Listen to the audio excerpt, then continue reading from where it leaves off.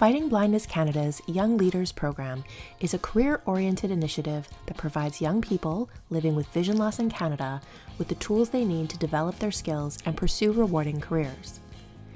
The session you're about to watch is a recording. To learn more about the Young Leaders Program, please visit the link in the video description below. The Young Leaders Program is proudly supported by RBC Future Launch, Rhythm Pharmaceuticals, and the J.P. Bickell Foundation. We hope that you enjoy the session and share your thoughts with us in the comment section below. Thank you for watching.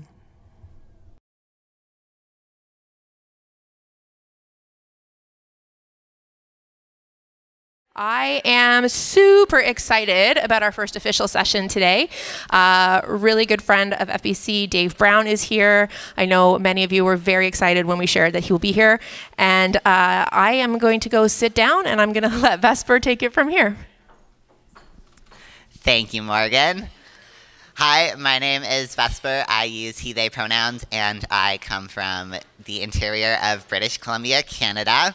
I am a 6-foot-tall white male with brown hair, and I get the wonderful pleasure of having a conversation today with Dave. Hello. Hi.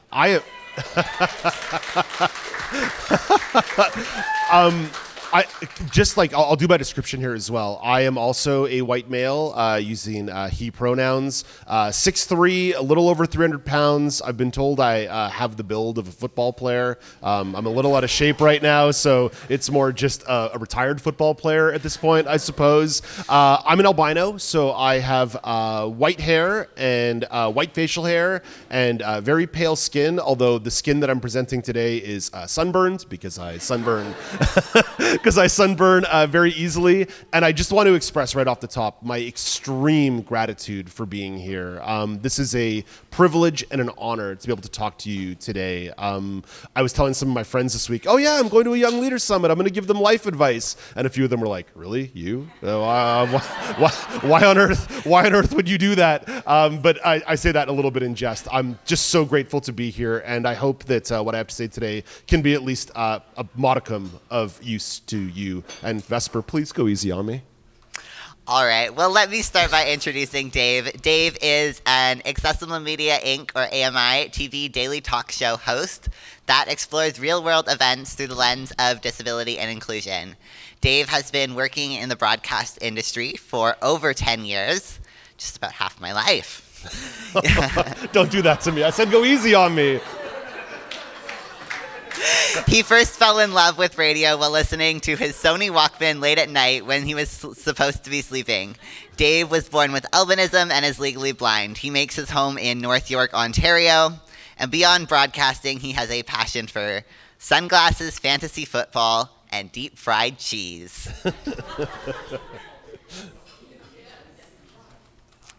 So our first question for you, Dave, is when were you diagnosed with sight loss, and what has the experience been like for you? So you mentioned it there in the introduction. I'm an albino, so I was born legally blind. I know the quantification of what legally blind is can sometimes be a little difficult to describe, but let's call it about 7 to 10% of what would be considered regular vision. And I know that that word is always kind of funny. Now that said, because I'm so light sensitive, what can be 7 to 10% on any given day can drop down to like 1 to 3% if I'm in a really bright room, or if it's really sunny outside. My level of vision basically goes down to nothing. But I was born legally blind, so I've kind of been adapting since day one and figuring out my orientation and mobility in real time. I've been really blessed and privileged to have some stability with my vision. There's been very little degradation of my vision over time.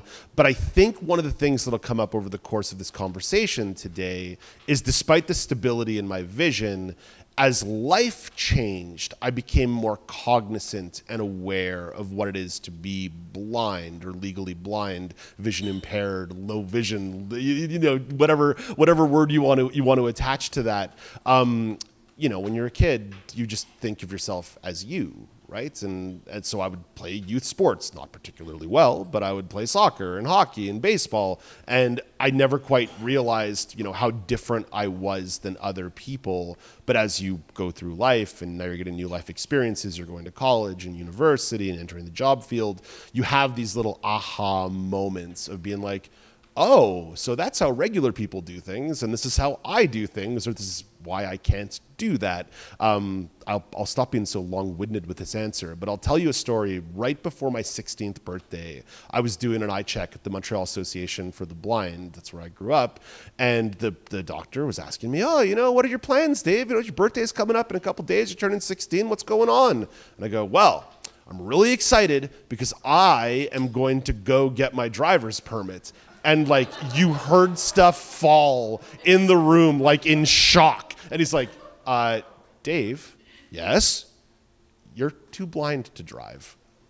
Oh, you don't say. So he's like, let me just, for this, let's pull out the eye chart and let's see let's see how far you get on the test. And we do the test, and about 8 minutes later, I'm weeping, crying in his office. I'm like, but I want to drive. Anyway, so I didn't mean for that to be such emo moment, but I think that's definitely an aha moment to sort of describe a little bit about the coping and realizations that sometimes you go through when you're living that legally blind life versus maybe sort of a totally blind life. I mean, I was doing the BC online practice driver's license written test before I turned 16, and then nobody would let me go attempt to get my license, and it's probably a good thing. But we understand the theory of driving perfectly, right? I learned when to indicate and this, that, and the next thing, but don't put me behind the wheel of a car. Not that that ever happens in life. None of your friends will ever let you drive around a parking lot, I'm sure. Beginning of COVID, my dad, the mall parking lots were empty, and he said, let's go drive, until I almost crashed into a light post, and that was the end of that. Yeah, this is being recorded, so I won't quite tell you some of my driving misadventures. Anyways, enough about the misadventures of driving. What were your career aspirations growing up, and how did sight loss influence your dreams? Okay, I'm going to start with kind of the nerdy loser answer. Growing up as a child and even into my early teenage years, I wondered if there might have been a life in professional wrestling for me. I was again, I mentioned I liked to play sports, and I was pretty athletic, even though I wasn't very good at sports. And I really loved professional wrestling growing up. I still, as an adult, as I rapidly approach 40, I still love professional wrestling. And in my teenage years, with the birth of the internet, I know I'm a fossil. In the late 90s, there were these things that existed called e-federations where you would create a character and you would write promos on the message board. And I was just creating characters and having the time of my life. And my parents were like, you're not allowed to be a professional wrestler. You're not allowed to work in professional wrestling. You are not allowed to do that. Now, of course, again, this maybe might have correlated with the driving notion. You then realize to break into the professional wrestling industry, you've got to be able to drive around and drive to a bunch of towns and move around independently. So that kind of quashed the old professional wrestling dream. And then much more sincerely, a much more earnest answer, as I was approaching the end of high school and realized I could not do trigonometry or algebra, being a scientist or a doctor or a marine biologist was off the table. I had this thought of, maybe I can be a politician or a lawyer or an academic. So I was a pretty good student, and I really excelled in things like history and English. So I sort of shifted that goal in my late teens to being something more in the political world, or maybe some kind of academic. And then as university and college moved along, academia kind of went out the window as well. And I'm gonna sort of pause it there because I know as we'll probably talk a little bit more about the path that led me towards broadcasting and journalism. Yeah, so on that note, after you graduated high school, I believe you went to post-secondary. So I did. What did you study in post-secondary school? So because I'm from Quebec, I'll give you guys just like a little brief lesson here on the way the education works. High school actually stops in grade 11 in Quebec, and then you are eligible to go to this thing called Cégep, which essentially is like junior college. So you can either do a 2-year program that's more academic or a 3-year program that's a little bit more technical. So as I was thinking about a law degree or a career in political science, I ended up studying liberal arts. So history, English, civilization, philosophy, you know, sort of the history of the world through like critical thinking lenses. And I really, really loved that area of study. Like I really, really liked it. I loved reading classic books and the evolution of literature. And I loved learning about, you know, like the Roman Empire and medieval times and some of the empires of the East as well. I just found it to be so fascinating and interesting. And I just consumed that knowledge like a sponge. And after I finished those couple of years, I decided to stay in Montreal and attend the University of McGill, or McGill University, and study political science and cultural studies. Again, thinking about, oh, okay, we're going to maybe go down this political pathway or become an academic.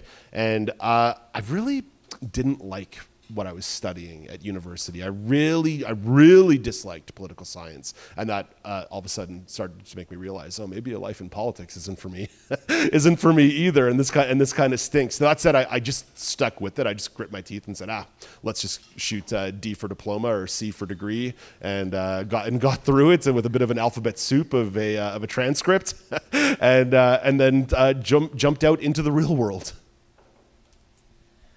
So now you work for AMI, but you haven't always worked for there, I don't think. So what were some of the jobs that you took before your current position, and how'd you end up where you are today? So let's even go outside of the work that I was doing in broadcasting or journalism before I kind of went down this broadcast and journalism pathway. I did a lot of random jobs in my life growing up. When I turned 18, here goes again the fossilization, me talking about how I'm a dinosaur. I worked at a video store. I like literally renting out VHS tapes, and like DVDs had like barely come out yet. Like we maybe had like 20 DVDs available at the store at the time. And I was like the video store clerk guy, which was just like the most fun job you could imagine when you're 18, 19 years old, just spending all day behind a desk and returning movies and renting movies and talking about movies and like thinking that you're cool.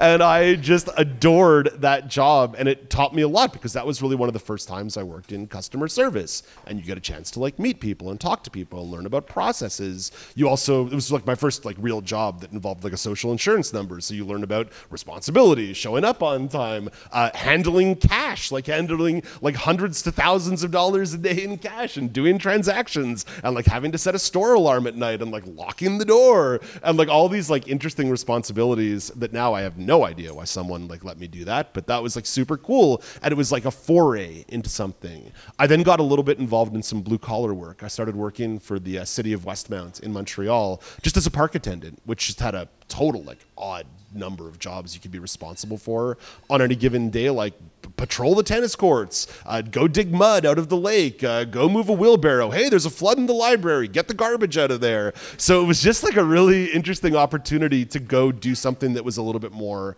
task oriented and random and blue collar, and like meet people from really different backgrounds. I'd lived a pretty sheltered life to that point in my life, so it was cool to meet people from different backgrounds, and it was an opportunity for me to continue to work on improving my French, because even though I lived in Montreal for 25 years, my French stunk.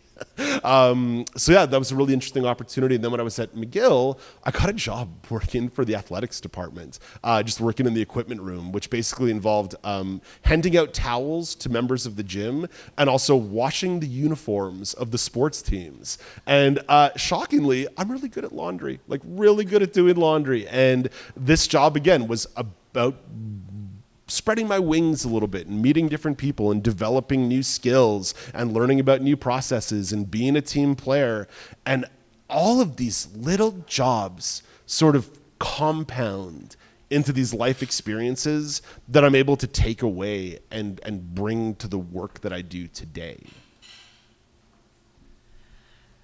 Did you, or how would you approach your former employers about your job and being a person with sight loss? Okay, here's where, again, I tell you a story about the real world before broadcasting kicked in.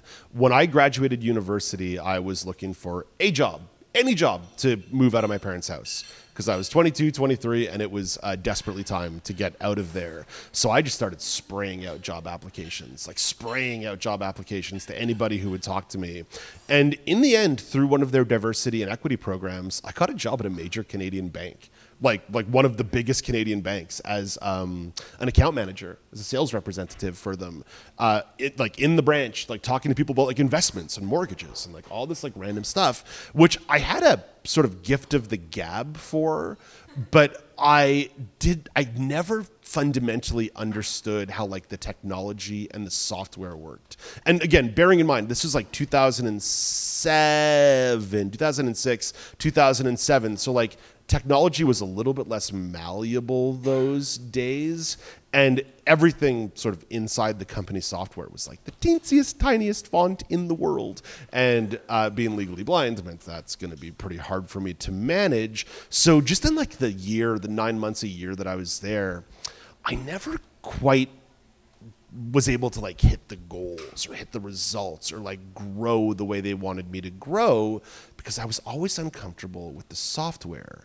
But I didn't know the words. I didn't know the language. I didn't know how to advocate with like that sense of vulnerability about what I needed in that time, in that moment to succeed.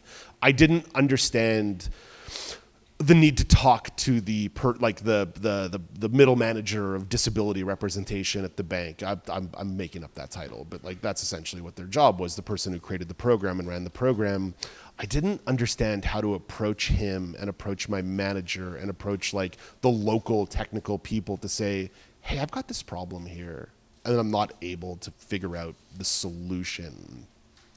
And that was a big life lesson for me, because I eventually left that job. I mean, I'll be candid. I didn't really like the job, but part of the reason I didn't like the job is because I wasn't succeeding. I don't like to do things where I'm not having success. It's one of my deepest flaws in life.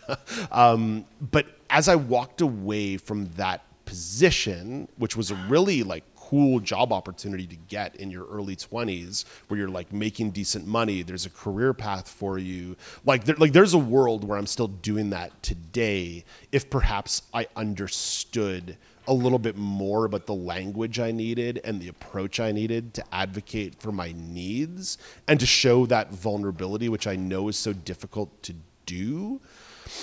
And that was something that as I started pivoting to other career options in my mid-20s, and when I ended up going back to school to go to radio broadcast school at Algonquin College in Ottawa, one of the first things that I did was go to the office for students with disabilities and say, hey, I'm Dave. I don't know what I need, but if I need something, I'm going to learn to come talk to you. And I did the same thing with my professors, and I did the same thing with even like other students in my program, being like, hey, if I do something that's a little bit different or a little bit odd, or if I need your help, I'm probably going to ask for it. And in the end, like the welcoming nature of the people around me in that experience really fundamentally changed my thought around how I do advocacy and advocate for my own needs. And that ended up translating. And again, I know I'm kind of jumping ahead. I'm sorry that I'm jumping ahead here. But that, Go for it. But that really translated when I started working at places like CBC or working at places like AMI, that I was able to sort of doubly explain, here's what I think my needs are, but you're going to have to check in with me on the regular, and I'm going to check in with you on the regular as the job evolves or the spectrum evolves. And I think that time I had at that major Canadian bank ended up changing my entire perspective. And it's even something that I didn't maybe realize in tangible words at the time, but I think what I would describe as one of the biggest failures of my early to mid 20s ended up framing all the success that I've had since then. So kind of on that note, what was the pivotal moment in your career that brought you to where you are today? Can I cheat and like say there's a couple different pivotal moments. Go for it. For me, I'm sorry, I'm a broadcaster. I ramble for a living. The pivotal moment, if I'm thinking about just in like the broadcast and journalism side of things, there's probably 2 or 3 meetings that really changed my life and changed my direction.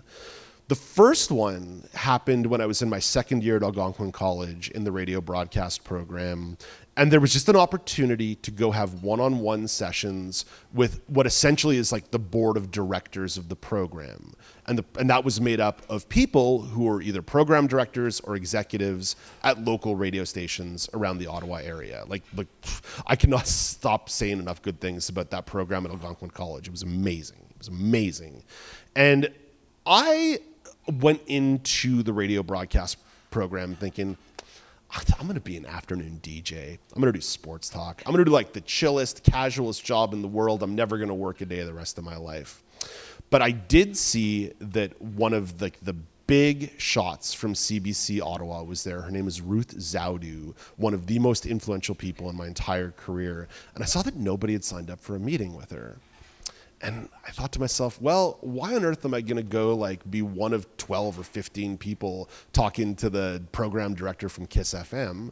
I'm going to go sit down with Ruth. And I ended up getting to sit down with Ruth for like 30, 40, 50 minutes, right? Like I got FaceTime with one of the most powerful people in Ottawa radio, even though I didn't quite think it was my career direction. But I knew a little bit about what CBC was doing at the time, and they had a station called CBC Radio 3, which was being more geared towards music and young people. And I said to her, hey, Ruth, I don't know that CBC Radio 1 in Ottawa is exactly what I want to do, but what can you tell me about CBC Radio 3? Like, what kind of opportunities exist? What would that process be?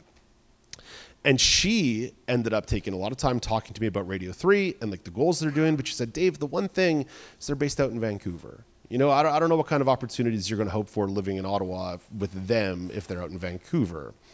And I said, well, Ruth, I've got family out there. Maybe I could do that if there's some opportunity. And she goes, okay, well, listen, I'm going to link you up with Andrea, the woman who runs Radio 3, and let's just see what can be done. And then we ended up chatting and kibitzing and talking about the world and her work and what she was interested in. And by the time I ended up being accepted to Radio 3 in Vancouver to do something with them, Ruth had started the ball rolling in Ottawa and saying, we got to get this Dave Brown in our mix. Like, we've got to get Dave Brown in our mix. So the second I got back from Vancouver, they called me. They said, Dave, we have an internship for you next week if you want it. It's yours. Like, we want to get you in our fold. So boom, I do that. By the end of those 3 weeks doing an internship with them, 3 days later, hey, Dave, we got a job for you. We got a job for you right after Labor Day. You're going to be our morning traffic guy. Like a couple weeks after graduating, I had a paid job on the #1 radio station in Ottawa, Ontario. And it's all because I took a meeting that I didn't want to take. That was in 2010. Flash forward to the fall of 2016. Now I've left CBC, I'm working for AMI, I'm doing documentaries, I'm doing features, liking the work, not loving the work, because it was getting me further and further away from this idea of daily live broadcasting where I think like I excel, I succeed. And I get an email some random day in like November or October of 2016, and it's this guy named Andy Frank, whose name I knew because he was one of the producers on the morning show at AMI. Maybe we'd exchanged a couple emails, maybe we'd talked on the phone for a minute here or two or there, and he says, hey, listen, I'm going to be in Ottawa in a couple of weeks for something I'm doing with the folk music industry. I got a little time. Have lunch with me. Let's have lunch together. Now, maybe this is like too much background information, but I had scheduled that day off because it was the day after American Thanksgiving, and typically my friends and I have quite the night on American Thanksgiving watching football. And I'm thinking to myself, oh, God, do I want to have a work meeting like on a day off with some guy I barely know? Like, this is going to be horrible. Why on earth would I agree to this? In the end, I took the meeting because I thought, you know what? He says, hey, pick the place. I picked a place around the corner from my house. No big deal, right? I ended up having this lunch with Andy, and he's telling me about his career, and I'm telling him about my career, and he gets to talking about his aspirations, and I start talking about my aspirations. Within a few months of that lunch, Andy Frank became like my number one ally inside the company and basically strapped a rocket to my back. And every opportunity I've had inside the company for the last couple of years, well, last 5-6 years, are directly linked to that one lunch that I didn't want to have in the fall of 2016. So these are two pivotal moments where you just end up doing that little singular moment of networking that changes your life. But I think the commonality between the two is I kind of didn't want to have those meetings. I was like, why do I want to do this? And in the end, those are the two meetings that strapped rockets to my career. So you never know when that meeting or that opportunity is around the corner for you. Too long an answer to that question? I apologize. No, it's good. You've kind of answered the next couple questions, but that's okay. We'll keep going. So you've talked a lot about how you got into broadcast media, and you simply got in because you met the right people.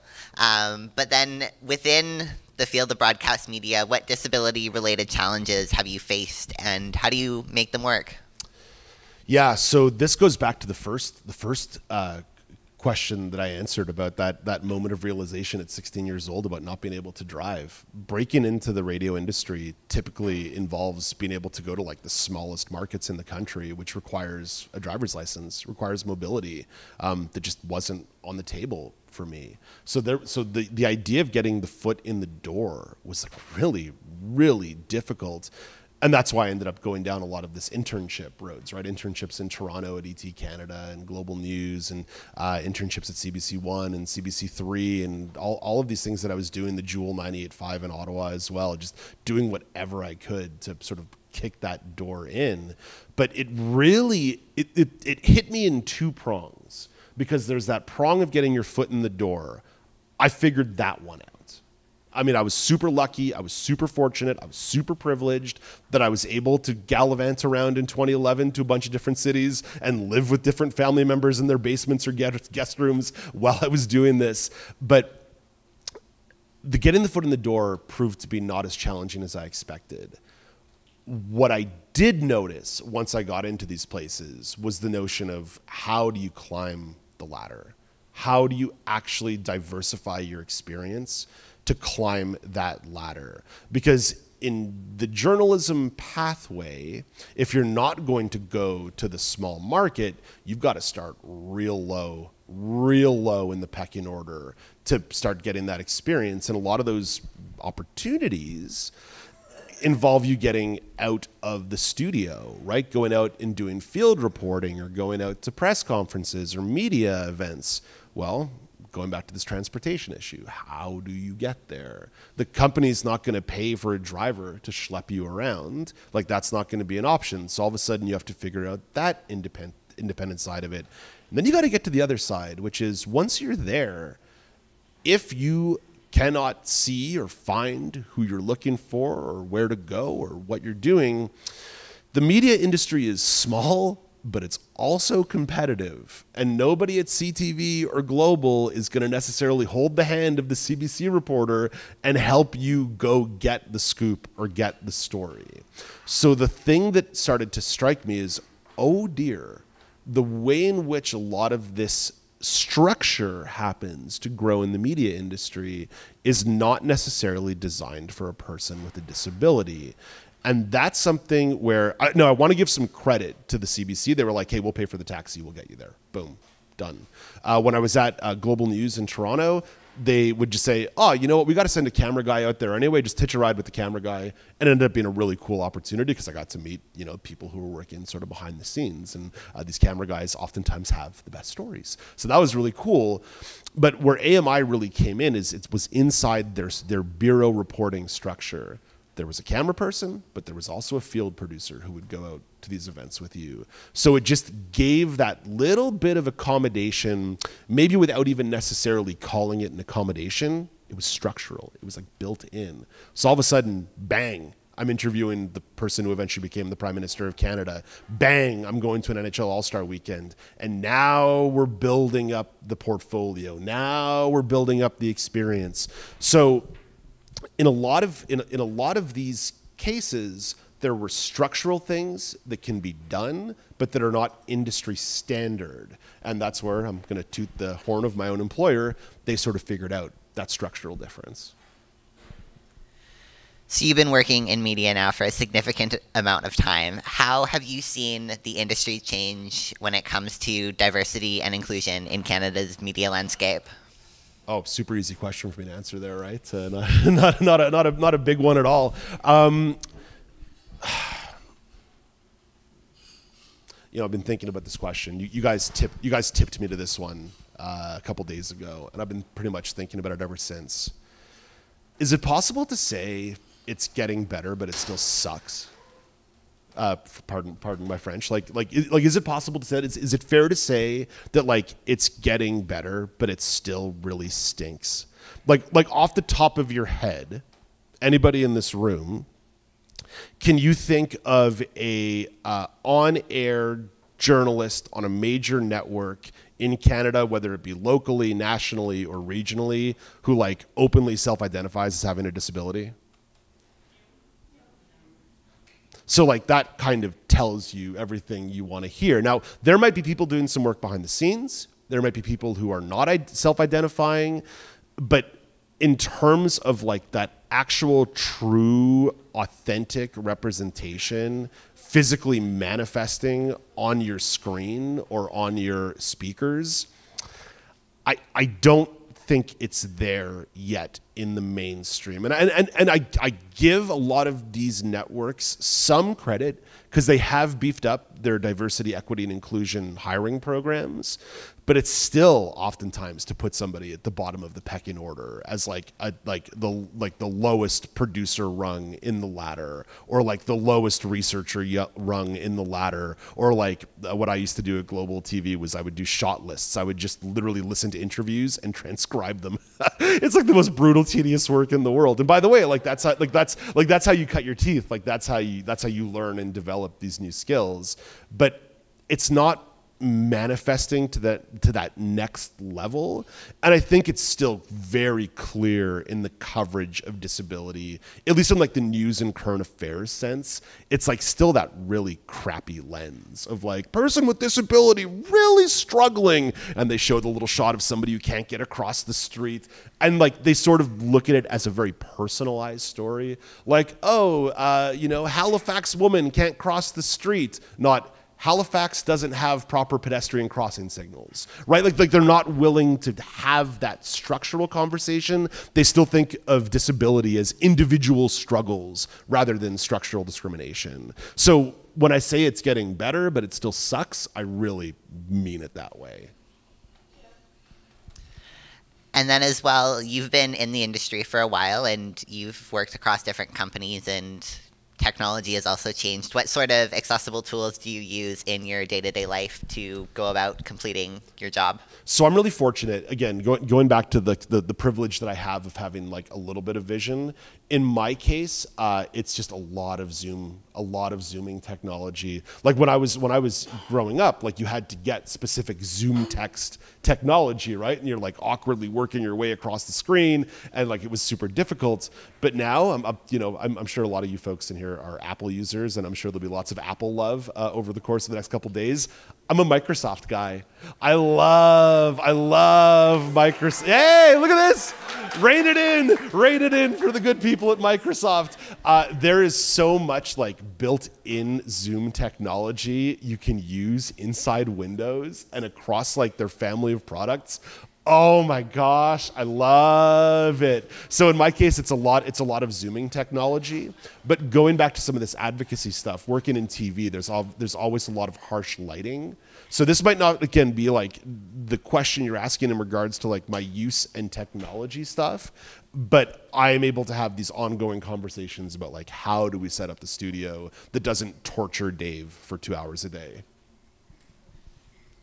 That is very valid, because I think a lot of employers don't necessarily realize that just the way the organization is set up or your office is set up can actually impact how you're able to do your job. And if you're somebody that needs a lot of lighting and you're in an office where there's no windows and just, you know, that one miserable tube light above you, it's not going to go very well versus a well-lit office and whatnot. So moving on, what advice would you give to your younger self? I know it's a bit of a big question, but... This one I like. This question I love because I'm perpetually having that time travel conversation with myself. I would say a couple of things. Really drill in on developing skills.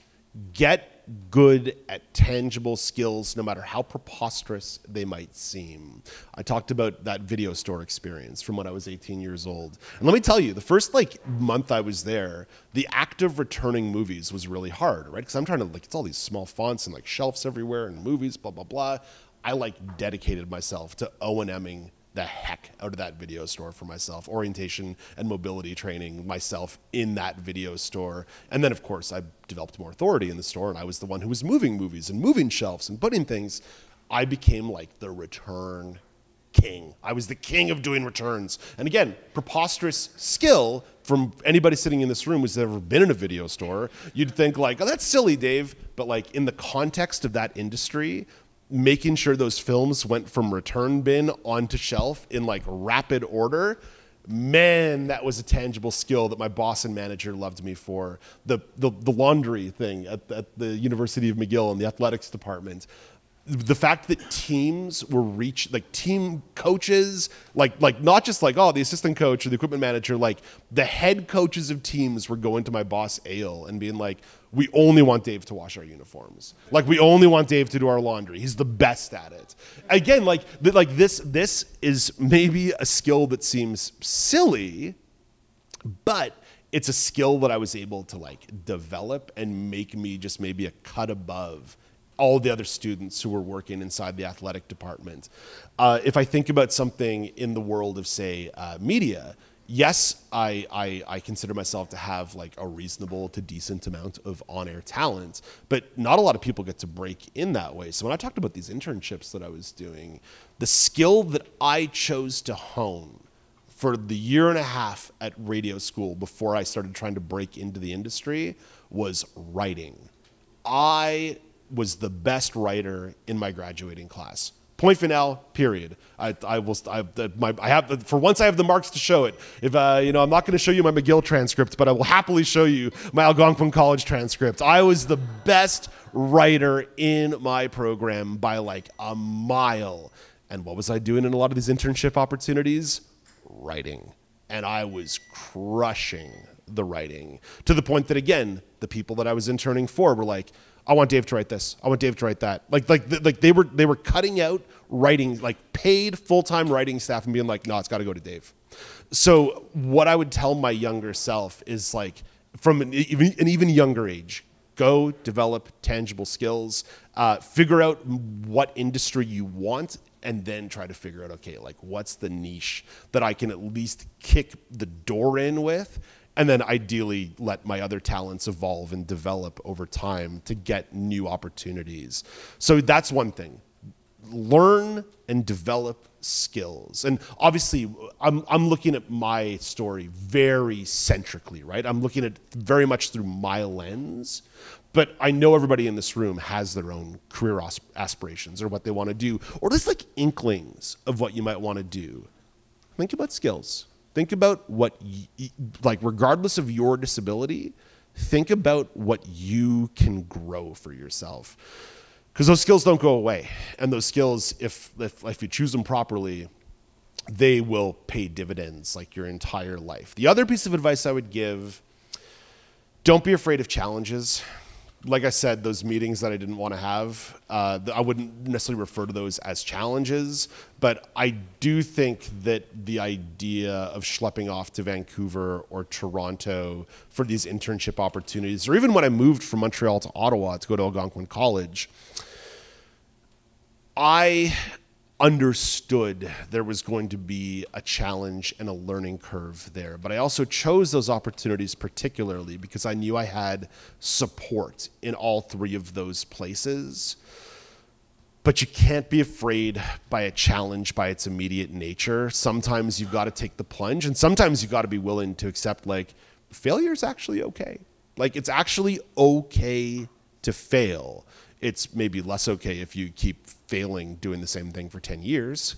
But like, it's okay to take on a challenge and not succeed. And it's okay to take on a challenge, maybe even have a modicum of success, but pull a lesson from it. So do not be afraid of challenges.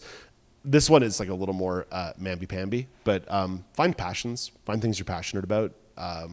That might not tangibly lead to a career, but it might lead to hobbies that are meaningful and a distraction and lets you sort of unplug your brain from some of the stress of like constant ongoing advocacy.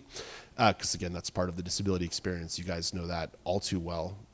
Maybe even in a way that an older guy like me who came to later didn't understand until more recently. And then the last extension of that is, this is life advice, but it's also career advice. Learn when and where to pick your battles.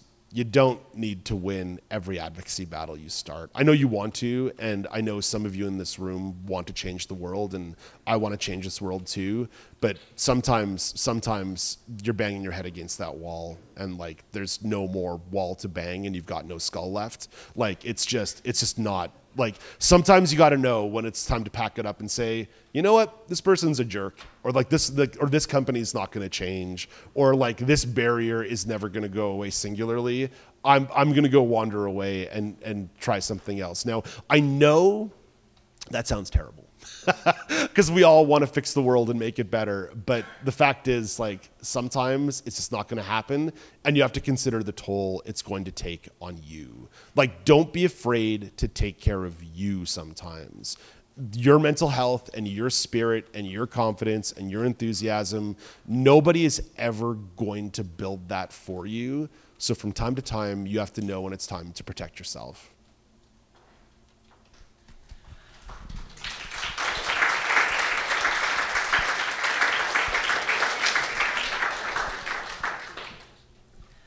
And with that, I could keep asking you questions for a long time, but with that, I'm going to turn it over to all of our wonderful young leaders and give them the opportunity to ask any questions. So if you have your question, raise your hand, and I will pass the microphone to Morgan, and Morgan will run over to you and get you to ask your question. By the way, I'm so sorry that I rambled on so long. I hope there was something tangible there. Okay, I've got one right here. Hi, my name is Alicia, and I, like, oh my god, my brain just gone. Okay, no, okay, so you talked about, like wanting to advocate and wanting to find your passions and stuff. Where do you find that balance, and how do you know that, like, you've really found that and you've really honed in on that, I guess, if that's even makes sense. So it's like the notion of the picking your battles, right? Yes. Yeah, so Alicia, that's a phenomenal question. I wish I could give you this like fabulous nuanced answer, but I do think it's individual, right? And sometimes it also, like, it really, really matters about like how much of a tangible impact it's going to have on your life. It's almost like you have to decide what are the little things and what are the big things. And the big things are maybe worth banging your head on that wall till your skull is showing, but maybe the little things are a little bit less. I used to work with someone who, she was a phenomenal advocate, but she probably fought 10 advocacy battles a day, and some of them were just not as important as others. But the thing is, if you have 10 battles a day, it's hard to differentiate like what was the important one and what was not. So I apologize that I'm kind of flipping this sort of back at you, but you have to decide, like, what is the battle worth fighting, and like what is the tangible impact on my life? If I walk away from this right now, is my life going to change? And what happens if I do succeed in this advocacy, how much impact is that going to have on my life or the lives of others? And again, I know this is deeply cynical, so I apologize, but this does come from lived in life experience, that like you cannot spend 24 hours a day battling. Like you will burn out and you'll become so cynical and so bitter. Jeff, I'm coming over. Need a minute. Yes, you do.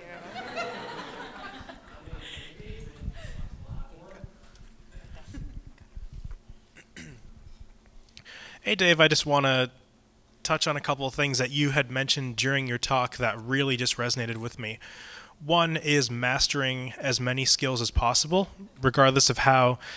And the reason why this clicked with me is because sometimes it might be demoralizing to us or just make us feel a little bit defeated when we realize that it might take us that much longer to learn something. In your case, you mentioned like mastering the orientation and mobility of the video store, or washing the uniforms with sports teams. But it turned out that hard work really paid off for you in big ways. And I think that just really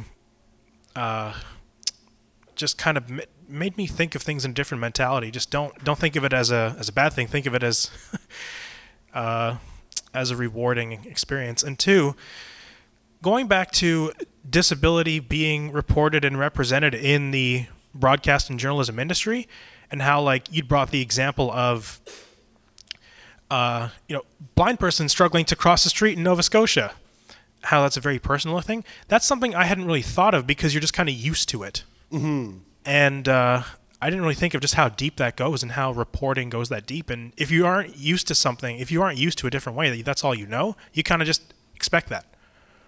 Low standards. And it becomes self-fulfilling as well, right? That like, because if that's the way that mass media and news and newspapers and radio and TV are talking to you about disability, even though you've got your life experience, you know about the structural discrimination, like that ends up having a very nefarious effect on people with disabilities themselves, because they do think of the struggle as individualistic rather than broad-based. You kind of hit a brick wall at that point. It's like, okay, well, now what? Obviously, you're not helping me. I have gotten nowhere listening to this report. Now what? So yeah. So thank you, though. Just so you know, like these conversations are occurring in newsrooms, but they're not occurring enough, right? They've decided, like we are going to take an active interest in reporting on disability. Cool, but where are those moments inside, say, like a provincial election campaign or a city election campaign, and saying, we're going to dedicate 3 or 4 minutes of our coverage to like actual disability issues and like policy platforms for politicians, right? Like that's the kind of stuff I would love to start seeing. And admittedly, we do it on my show, but it's a smaller scale. Right, like we might be a cable television show accessible to anybody with a cable subscription, and the podcast is available to anybody who listens to podcasts. But like the reach is still much smaller than say CBC News at 6 o'clock or CTV News at 6 o'clock. Sorry, I cut you off there. I may have interrupted you. My apologies. Okay, I'm going to have time for maybe one more question. I'm going to come over here. And as I do, I will say in defense of Dave, as a teenager growing up in the video store era, the guy who worked at the video store was very swoon-worthy. It was a very cool job. Like everyone was like, oh, he works at the video store. All right, here you go. There's Cameron. Hello, I'm Cameron. So you were talking about, I believe it was, finding a I believe what you were trying to say before was finding a passion and then kind of, making it into a job type thing. So, for example, I enjoy writing. I enjoy, more specifically, creating, characters and such. I don't really know how I'm going to make that into a job, but, yeah, would you be able to, I guess, I think the word's elucidate a bit on that. Yeah, I don't think it's just about finding a passion that you can turn into a job. It's fantastic if you can monetize your passion. I will say this, though. That sometimes monetizing your passion might impact your passion a smidge. When I was first breaking into the radio industry, I thought, I'm going to go back to Montreal and I'm going to get on the sports talk radio station and I'm just going to talk about the Montreal Canadiens 16 hours a day and it's going to be amazing. And then you start listening to like the summer radio and they're like breaking down the fourth line combination of the Canadiens for like an hour and you're like, oh, I would hate that. Oh, gosh. Because, like, now I've got that experience as well of knowing, like, ooh, talking about nonsense really sucks. But when I talk about finding passion, it's not simply about career. Sometimes it's actually a little bit away from the career. It's those opportunities to take big breaths and clear your mind and maybe even just change your social experience, right? Like, I played golf with my dad when I was a teenager and hated it. Like, I was like, why on earth would I want to wear pants in the summer and tuck in my shirt? Ugh. It, in my 30s, though, some of my friends were like, hey, dude, what are you talking about? You can wear cargo shorts and bring adult beverages on the course with you. Like, this is actually a lot of fun. And now you still realize that, like, from a blind and low vision perspective, I still need someone to watch the ball after I hit it because I have no idea where it went. But the thing is, getting to the golf course was a time when I wasn't thinking about media, wasn't thinking about the news, wasn't thinking about my show, getting a little bit of exercise. And it was something that made me a more well-rounded human. And I think when I talk about either skills development or finding your passion or knowing like where your limitations might be and you're like protecting your own like mental self and your mental health, this is where passion comes in handy. It's what actually allows you to maybe unplug from the stress of like how to manage your life. And I think like it can really, really, again, put you around different kinds of people. And that's one of the things where I think a weekend like this is really cool because you guys get to meet each other from different places and different spaces and learn about each other's perspectives. But I think like that applies even more broadly, like finding passions. And listen, it doesn't need to be outdoor and physical like golf. It can literally be joining an e-wrestling federation and meeting people from all over North America and the world and learning about new people. It doesn't always need to be serious or important. Sometimes it can be silly and important as well. Okay, I'd said no more questions, but Sam has batted her eyelashes at me and asked to ask a very short question. So I will let her have one last question. Yay. Hi, everyone. I'm Sam. So I love that you mentioned that the schlepping involved sometimes with like going to get, you know, a story, so to speak. Would you say that technology has made that easier or harder or the same for like, because I would imagine some stories would be different talking to someone in person rather than over an email or like a Zoom call. Like, would that empower some communities to tell their story that traditionally haven't?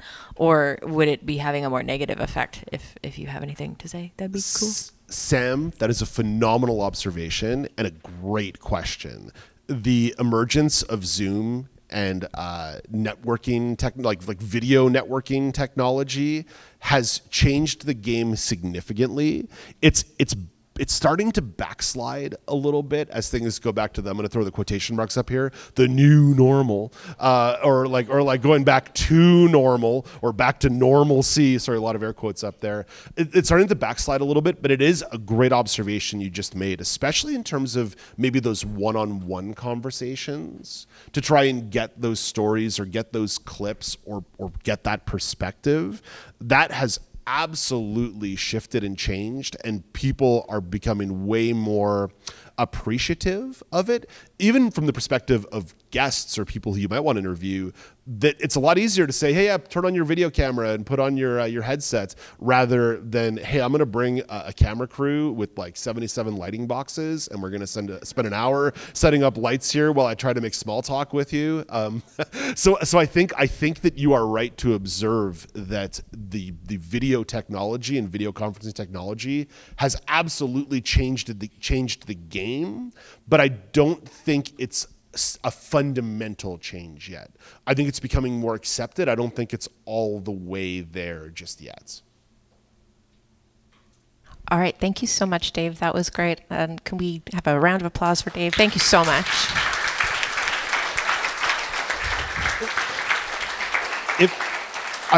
I just want to again express my gratitude for being here, and Vesper, thank you for asking such great questions. It's my great honor. I know that maybe not everybody wants to engage like out here generally in public, and unfortunately I'm not going to be here for too much longer after I've got to go back home and walk my dog.